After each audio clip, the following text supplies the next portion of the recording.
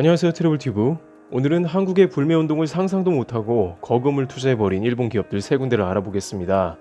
한일 역사 간의 중대 사건으로 기억될 게 분명한 일본의 수출 규제로 인해서 일본은 한국의 거센 불매운동에 직면하게 됩니다. 일본 내부에서조차 면밀하게 계획된 수출 규제 시뮬레이션이라 평가하면서 완벽하다, 한국은 도저히 빠져나갈 구멍이 없다, 이렇게 언급했지만 막상 뚜껑을 열어보니 일본 여행 자제운동과 불매운동이라는 전혀 뜻밖의 장벽을 만나게 됩니다. 일본 지방 구석구석까지 골고루 저가 항공 노선을 띄워주며 일본 지방 경제에 산소 호흡기를 달아준 한국 관광객들이었지만 언제 그랬냐는 듯이 순식간에 일본의 발길을 끊어버렸습니다. 실제 대마도의 이즈하라 항은 국제 항구로서 기능을 상실하게 되는 등 이렇게 일본에서도 매서운 바람을 맞고 있는데 하나 같은 반응은 전혀 예상을 못했다는 것입니다. 한국은 일본을 좋아하지 않느냐, 불매운동은 오래가지 못할 것이다, 이런 생각은 일본 기업들도 마찬가지였는데 문제는 그들은 굉장한 거금까지 투자했다는 것입니다. 한국에서 떼돈을 벌어 그만큼 많이 투자를 했다고 전해지는 세 군데의 기업을 알아보도록 하겠습니다. 첫 번째, 유니클로. 많은 사람들은 기업이 1조 매출을 올리는 것에 대해 별로 감흥이 없다고 합니다. 한국의 주요 산업인 반도체 같은 경우 한 분기에만 10수조 원의 이상의 매출을 올리기도 했으니 그럴 수도 있습니다만 패션업계 종사자는 1조 원 매출 클럽에 진입한다는 것이 얼마나 어려운 것인지 모두 알고 있다는데요. 특히 패션 단일 브랜드로 그런 성과를 올리는 것은 불가능에 가까운 것이었습니다. 그러나 유니클로는 지난 4년 연속 패션업계 최초로 1조 원 매출을 달성하며 한국 패션업계 단일 브랜드의 중심에 우뚝 섰습니다. 매출은 점점 늘어서 2018년에는 약 1조 4천억 원을 달성했으며 머지않아 2조 원도 가능하겠다는 이야기가 나올 정도였습니다. 이렇게 한국인들의 전폭적인 지지를 받던 브랜드가 일본의 수출 규제로 인해 매서운 바람을 맞게 되는데요. 문제는 이런 와중에 유니클로는 주요 매장의 리뉴얼과 제2의 브랜드인 지유 런칭을 계획했다는 것입니다. 유니클로 입장에서는 극우단체 후원이나 우길기 광고 논란에도 불구하고 한국에서 매출이 증가하고 있으니 정치적 리스크는 없다고 판단하는 게 큰 무리는 아니었을 것입니다. 그러나 이번 사태로 인해 7월 70%의 카드 결제 감소라는 충격적인 결과를 맞게 됩니다. 주요 매장의 리뉴얼 비용 및 주유 브랜드 1, 2, 3호 개장 등 투자 확대를 통해 한국 시장 비율을 늘리려고 했던 계획은 당분간 매우 어려운 국면을 맞게 되었다고 할 수 있습니다.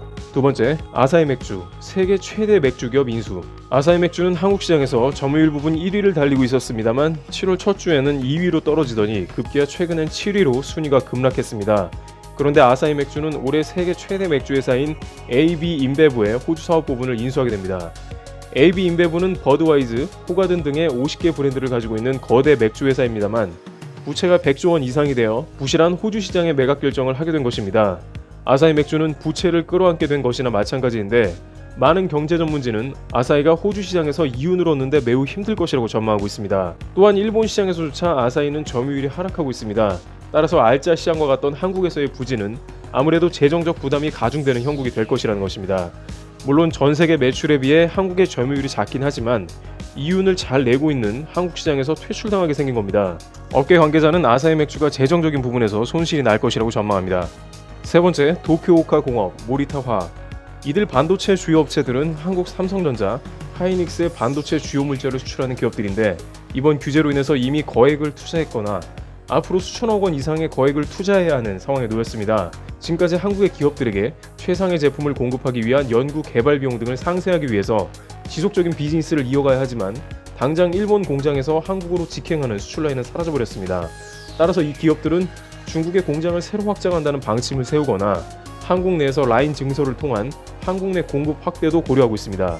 반도체 사업 특성을 생각해 봤을 때 막대한 투자가 뒤따라야 하는 것입니다.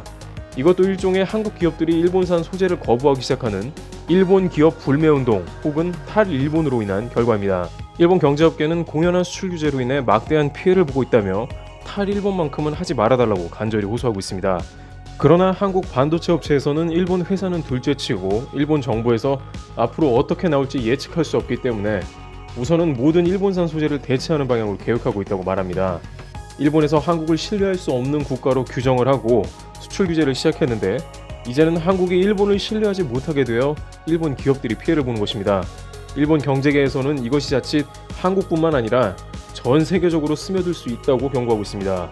글로벌 기업들에게 일본에 너무 의지하면 안 된다는 시범 케이스를 제대로 보여주고 있어서 장기적으로는 좋을 게 하나도 없다는 것이고 너무 아마추어적으로 일을 처리했다는 평가를 받고 있습니다. 또한 한국의 불매운동으로 일본 경제 성장률이 위협받고 지방 경제가 급격하게 안 좋아지는 상황으로 접어든 것입니다. 한편 아베 신조 총리는 여행 불매라도 막아보기 위해 민간 교류는 계속되어야 한다는 발언을 했지만 한국 불매운동은 수그러들지 않고 있습니다. 드리브튜브 여기서 마치겠습니다. 감사합니다.